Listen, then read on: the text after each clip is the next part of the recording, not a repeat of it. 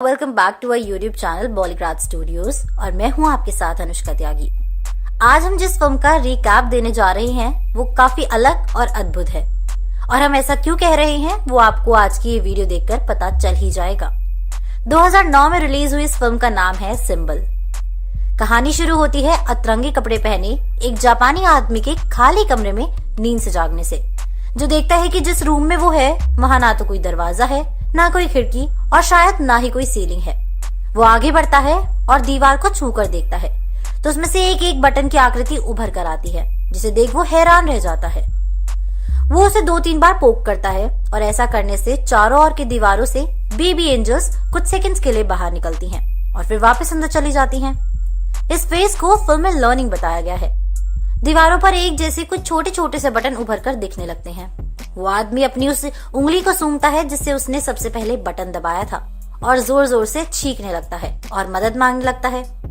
जब चारों ओर से उसको कोई रिस्पांस नहीं मिलता तो वो दीवार के पास वापस जाकर उन उभरे हुए बटन्स को फिर से दबाने लगता है।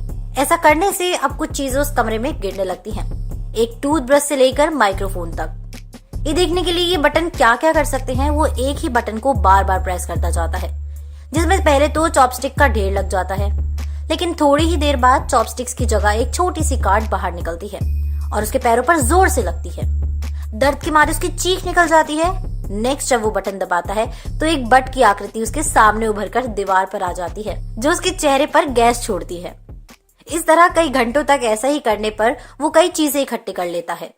उन्हीं चीजों में से एक बड़ी सी बाउंसिंग बॉल भी होती है, जिसको वो बैठे बैठे बटन दबाने के लिए इस्तेमाल करता है। जब वो बॉल एक बटन को छूती है उसमें से सुशी निकलती है। ये देख वो आदमी हैरान और खुश हो जाता है क्योंकि उसे जोरों की भूख लगी होती है। लेकिन सुशी के साथ सोया सॉस नहीं होने के कारण वो अपने कैप्टिवेटर को सोया सॉस देने के लिए कहता है। जब उसे कोई रिस्पॉन्स नहीं मिलता वो सुशी ऐसे ही खाने लगता है। सुशी उसे पसंद आती है और वो अपना पेट भर खाना खाता है। जब वो फिर से सुशी का बटन दबाता है तो एंड में सोया सॉस की बोतल उसी होल में से निकल कर आती है। उसे बहुत गुस्सा आता है और वो यूं ही फिर से बटन दबाने लगता है। इस बार उसके हाथ 3D ग्लासेस लगते हैं। वो चश्मा पहने कमरे में देखता है तो उसे सामने एक एंजल दिखाई देती है। उसे लगता है उसने बाजी मार ली है और जब वो एंजल के पास जाकर बटन दबाता है तो रूम की लाइट फ्लक्चुएट होती है और ऊपर से एक बड़ा सा बट प्रकट होता है और उसके चेहरे पर फिर से गैस छोड़ता है। थक कर वो आदमी बैठ जाता है और एक नए बटन की सहायता से एक इंटरेस्टिंग मांगा उसे मिलती है। वो उस मांगा की 5 वॉल्यूम्स पढ़ता है और जब 6th के लिए वो बटन दबाता है तो उसे 7th वॉल्यूम मिलती है। फ्रस्ट्रेट होकर वो फिर से बटन दबाता है तो 8th और 9th वॉल्यूम उसे मिलती है। थक कर जब वो दूसरे बटन को दबाता है तो उसके पीछे एक बड़ा सा हिडन दरवाजा नजर आता है। वो आदमी बड़ा खुश होता है, लेकिन इस खुशी में वो ये भूल जाता है कि उसने कौन सा बटन दबाया था। वो फिर एक बटन दबाता है तो देखता है कि एक अफ्रीकन आदमी एक दीवार से दूसरी दीवार में भागता हुआ जाता है। दूसरे बटन को दबाने से उसके सर पर पानी गिरने लगता है तो तीसरे बटन को दबाने से वही दरवाजा सामने आ जाता है। जैसे ही वो दरवाजा देखता है वो उस तरफ भागने लगता है, लेकिन वो दरवाजा उसके चेहरे के सामने ही बंद हो जाता है। वो बहुत कोशिश करता है, कभी लंबी स्किड से उस बटन को दबाकर भागता है, कभी उस बटन पर पैर टिकाकर दबाकर तेजी से भागता है, लेकिन उसकी हर कोशिश फेल हो जाती है। वो आखिर में वाज से उस टिप को दबाने की कोशिश करता है, लेकिन वाज का कम वजन होने की वजह से वो बटन वापस बाहर आ जाता है। तब उस आदमी को आइडिया आता है कि उसे वाज में वजन बढ़ाने की जरूरत है।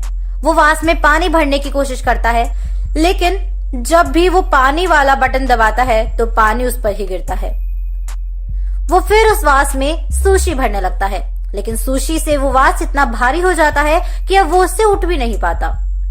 जब वो चॉपस्टिक से कुछ सुशी वाज से कम कर लेता है तो आखिरकार वो वाज को उठाकर बटन की ओर ले जा पाता है, लेकिन एक बार फिर वो भूल जाता है कि आखिर कौन सा बटन उसने दबाया था। वो वाज को दूसरी ओर रखकर फिर से एक बटन दबाता है तो वही अफ्रीकन आदमी बाहर आकर कूदता है।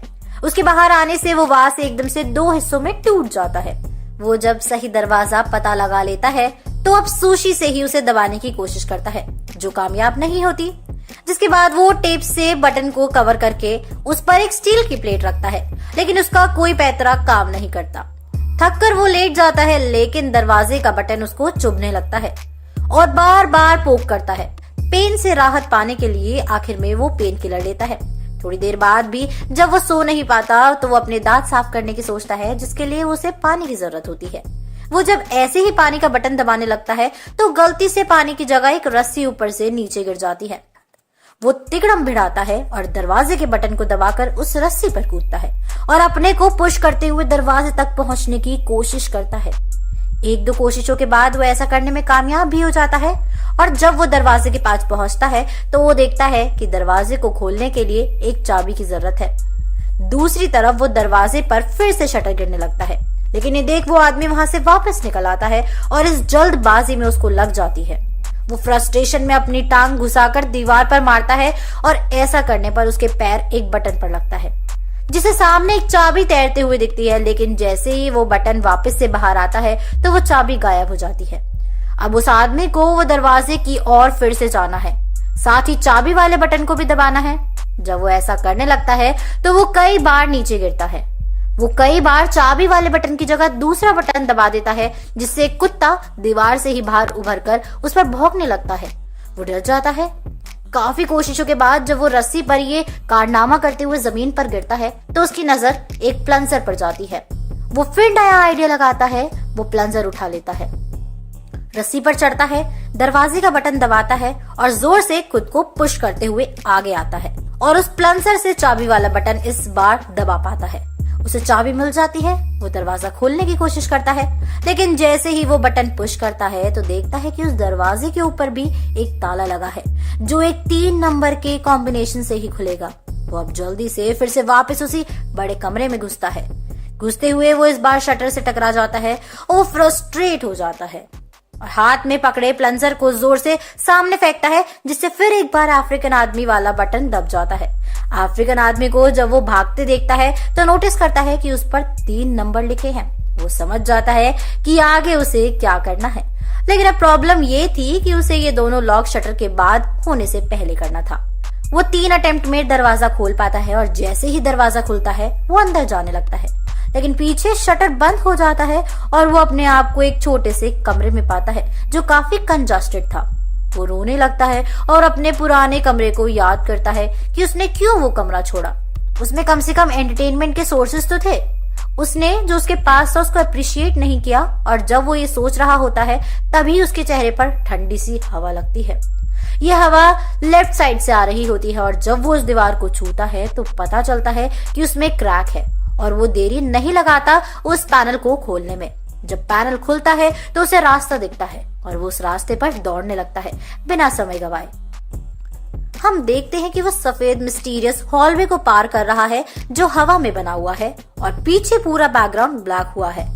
भागते हुए वो एक रूम में पहुंचता है और देखता है कि उसके सर के बाल बढ़ गए हैं और उसके पैजामे का रंग भी फेड हो गया है। वो जब उस रूम में आता है तो देखता है कि दीवारों पर फिर से कुछ उभर कर आ रहा है, लेकिन इस बार बेबी एंजल नहीं बल्कि अडल्ट आकृति होती है। ये फेज प्रैक्टिस के तौर पर दिखाया गया है। दूसरी ओर मैक्सिको सिटी में हम लिटिल एंटोनियो की फैमिली देखते हैं। उसका पिता स्कारगॉट मैन जो एक रेसलर है, वो मौन धारण कर बैठा है। उसकी बीवी कहती है कि वो शायद इसलिए चुप है क्योंकि उसका नेक्स्ट ओपोनेंट उससे काफी जवान है, जिस पर एंटोनियो के दादा बोलते हैं कि खेल में एक्सपीरियंस मैटर करता है, ना कि उम्र। हम फिर देखते हैं कि वही मैन की बेटी सिस्टर कैरन उसे रेसलिंग रिंग की तरफ गाड़ी में ले जाती है ताकि वो जल्दी पहुंचकर तैयारी कर सके। लिटिल एंटोनियो को वही स्कूल में उसके क्लासमेट्स बुली कर रहे होते हैं उसके पिता की वजह से। हम फिर देखते हैं दबंग कैरियन तेजी से गाड़ी चलाए बिना किसी फिक्र के एंटोनियो और उसके दादा को रेसलिंग की जगह पर छोड़ जाती है। एक तरफ एंटोनियो और उसके दादा बैठने की जगह ढूंढते हैं तो दूसरी तरफ पहला ग्रुप सामने आता है जिसमें 2-2 मेंबर्स वाले ओपोनेंट होते हैं। एक ग्रुप में स्कारगॉट मैन है और उसका साथी सिल्वर ईगल होता है और दूसरे में उनके ओपोनेंट सुपर डेमन और टकीला होते हैं। स्कारगॉट की टीम का नाम किस मी अ लॉट होता है। लड़ाई शुरू होती है और देखते हैं कि सिल्वर ईगल ओपोनेंट पर हावी होने लगता है, लेकिन तभी ओपोनेंट टीम के 2 मेंबर्स रिंग में आ जाते हैं। अब वो सिल्वर ईगल पर हावी होने लगते हैं। सिल्वर ईगल स्कारगॉट मैन को रिंग में आने के लिए कहता है, लेकिन वो अंदर ही नहीं आ पाता और फिर बड़ी चतुराई से सिल्वर ईगल ओपोनेंट के दोनों मेंबर्स को भिड़वा देते हैं, जिसमें से एक बाहर निकल आता है और बाहर खड़े स्कारगॉट मैन को अंदर ले जाता है।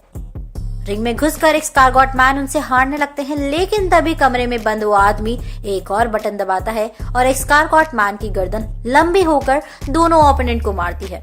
जब उस बटन को दबाने से उसे कोई बदलाव नहीं दिखता तो वो दोबारा से बटन दबाता रहता है, जिससे एक्सकार्गोट मैन की गर्दन दोनों ओपोनेंट को मार गिराती है और वो जीत जाता है। लेकिन उसकी गर्दन अभी भी नहीं रुकती।